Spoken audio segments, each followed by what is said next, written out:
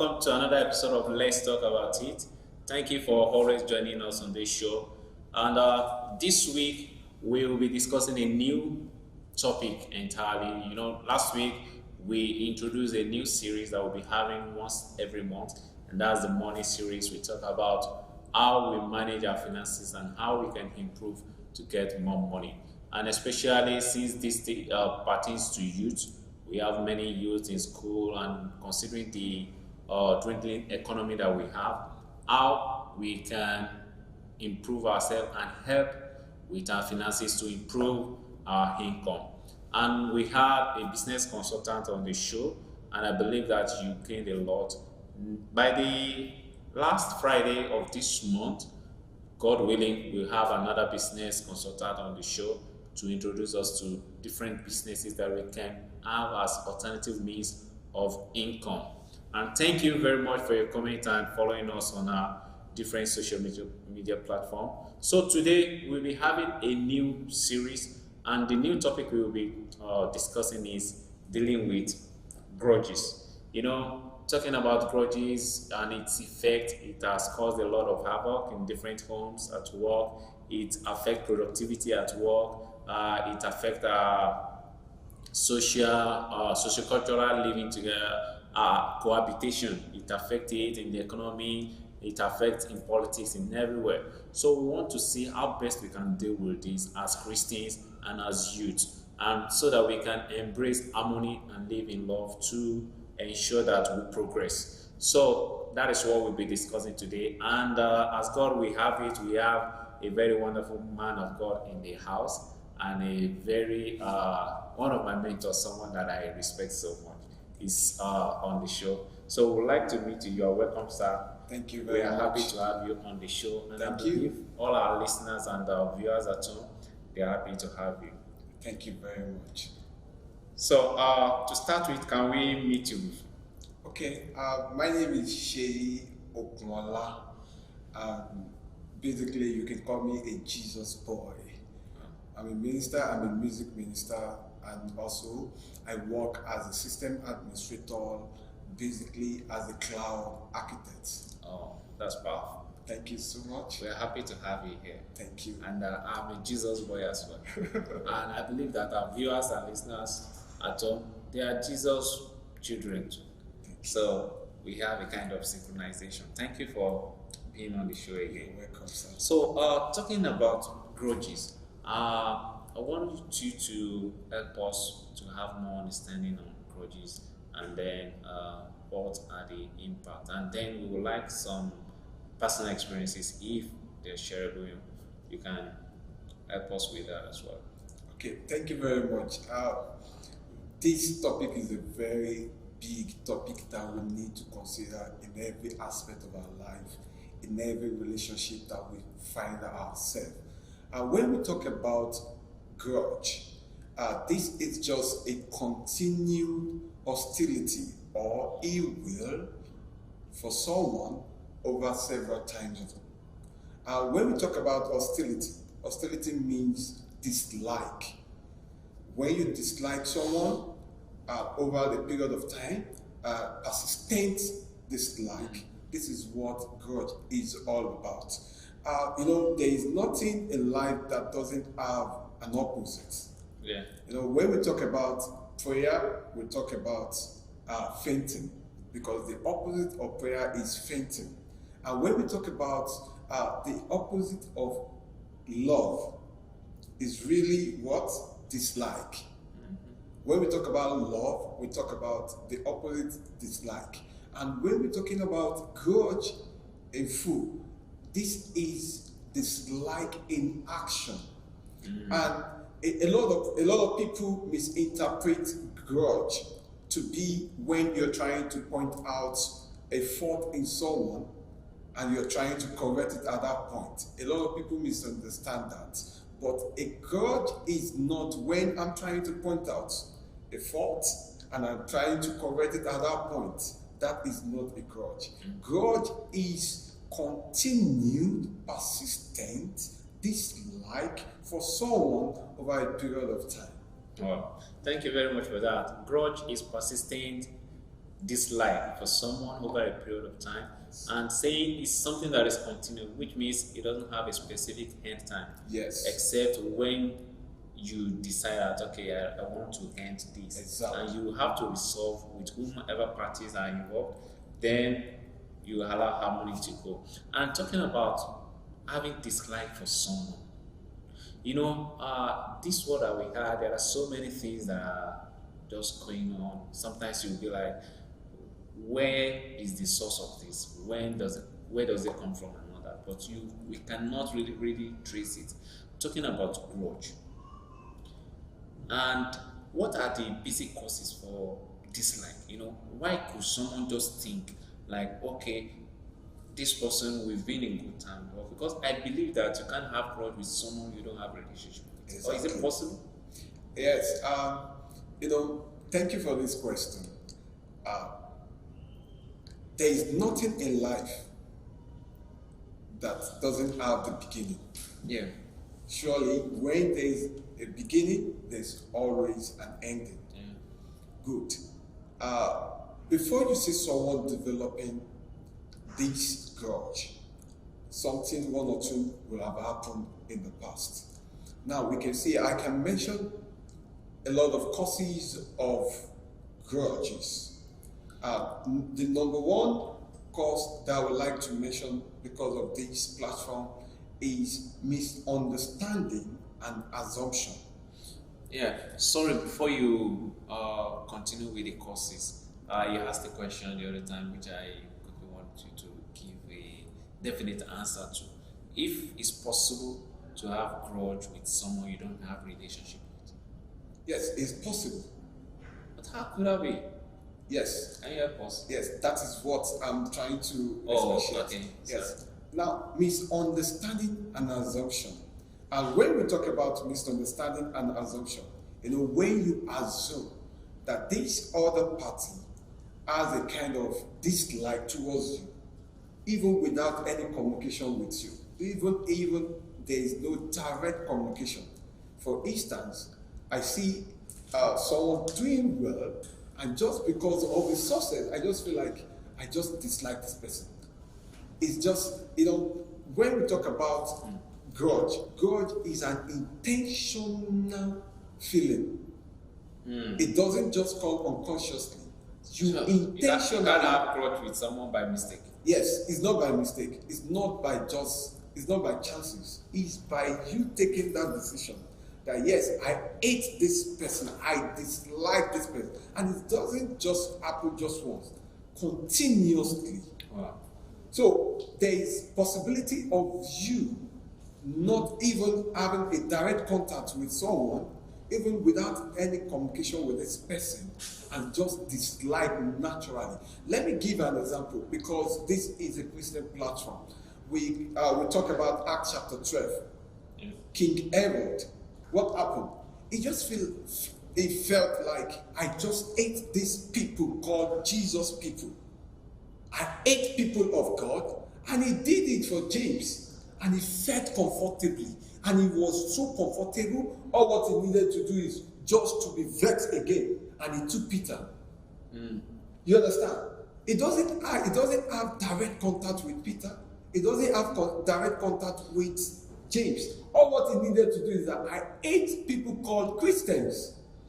But if we look at that, Peter, James, they are part of those people spearheading that revolution at the time. Yes. And it felt like, okay, this might be threatening to my authority, perhaps. Or people have reported to him that these people, they are doing we have a tradition. Yes. And these people are going against our tradition and teaching people to go against it. It's more or less like they are rebelling against the standard that we have already set. That we can say, okay, that could be enough for him to be angry and have a kind of growth that these people called Christians, I hate them and mark them as enemies. Yes, this is a part of what will lead us to the causes of grudge. Okay.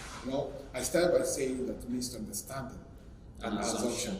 When you set a standard for someone and you just feel like, this standard is what is expected from this person, and this person is not giving it back the way you expected. You assume that this person has not taken, not doing what you desire to have. Mm-hmm. And if there is no opportunity for you to discuss it, this gives that to grudge. I have more interest in assumption, because I've seen some relationships that they have issue, and at the end of the whole thing, when you try to intervene to help them resolve it, you see that the basic cause of that is because someone assumed that is having an issue, or the person. For instance, we have people in relationship that the lady will be like, because you see a phone number that you suspect, you assume this person is having an affair, or you see your partner discussing with maybe a female colleague, and you assume without even discussing or finding out. Discussion is not enough. Yes. And Bible says we should search all things and hold on to what is true. So, and that assumption have caused so many things. Exactly. So now, to start with, on the causes of grudge, I want us to talk more on assumption, because is it necessary, or can we do without assuming? Yes, assumption from the word assuming is not the real point that we need to hold on to. Yes, assumption is very simple. I'm assuming this is this, and I'm assuming this is that. Assumption is not real. So, when we assume, is it enough for us to take action on assumption? For instance, nowadays we have so many people on social media, we have so many people online. You can just see a friend of yours uploading different pictures.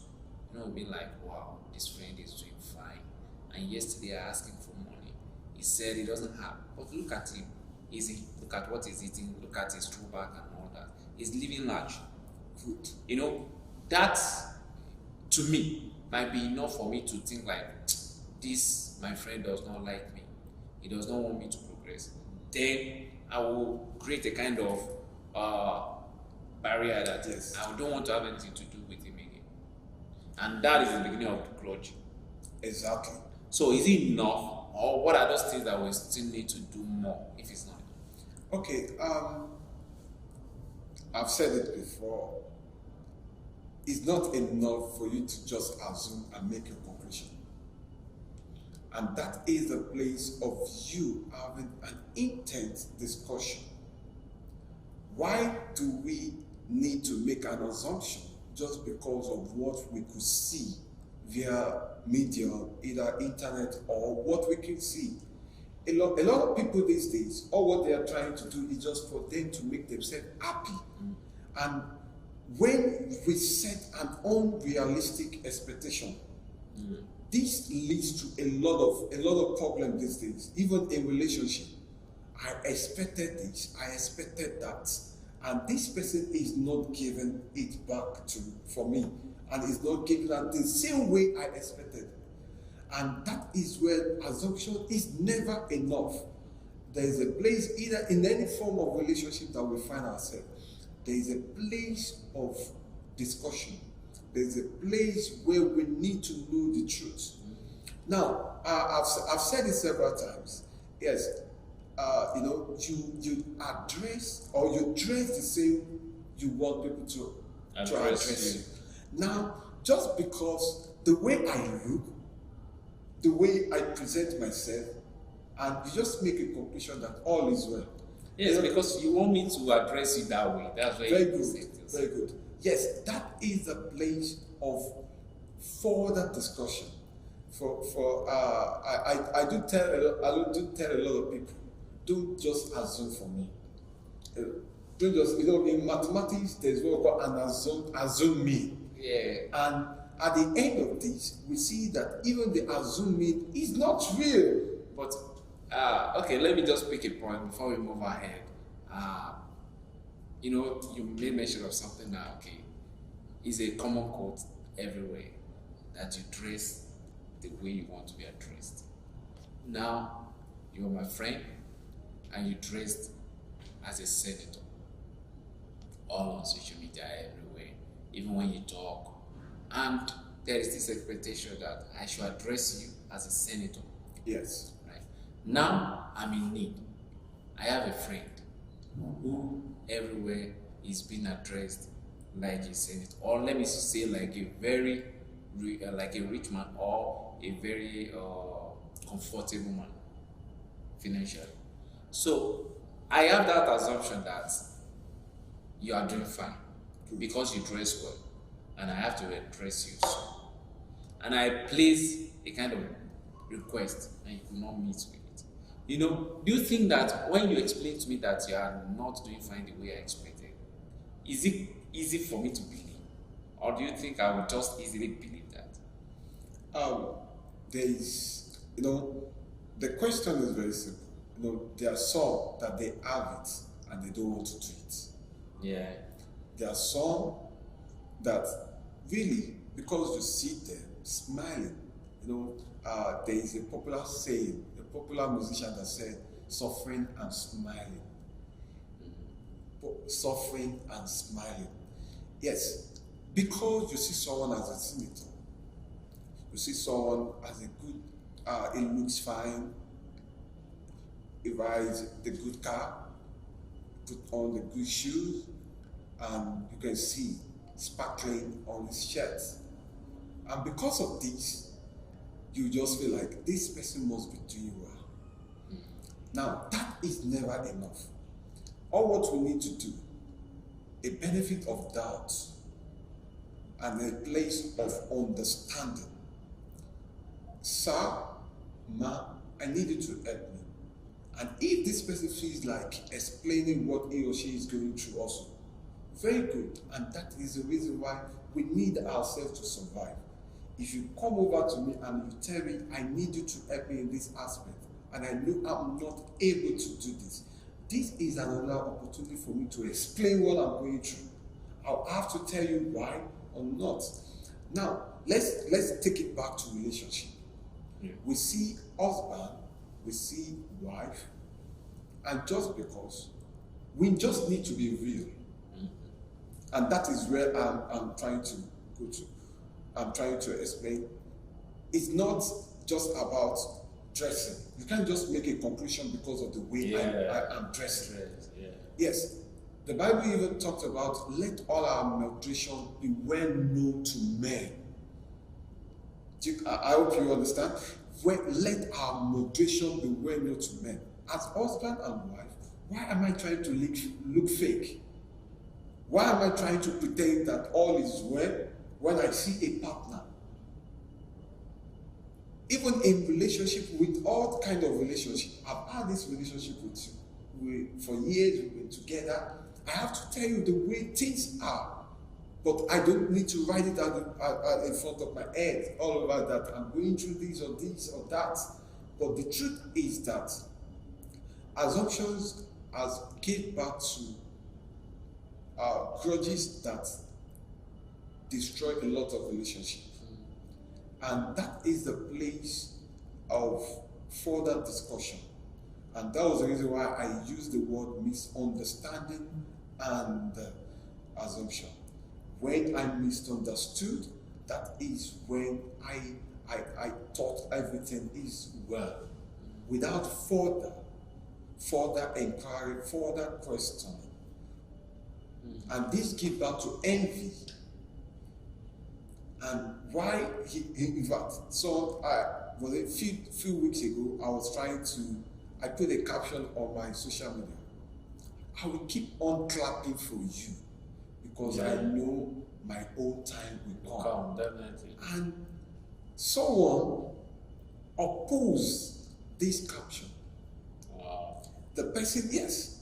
And the person that opposed, I can count more than 4 times that this person has disappointed me, that my expectation for this person, even when I've given all to this person, the person captioned, and I look at it, I said, this person is not even the right person to even, I mean, to bounce me back. Sure, yeah. And at that point, I had the option of telling this person, or I had the option of saying that, to develop that grudge again, that with all what I've done for you and what you returned to me, and you are still telling me that I should not wait. I'm using this to encourage myself, and you are still telling me that this is not real. So, oh God. You get it? Yeah. So that is the place. I just have to call this person. What do you mean by this?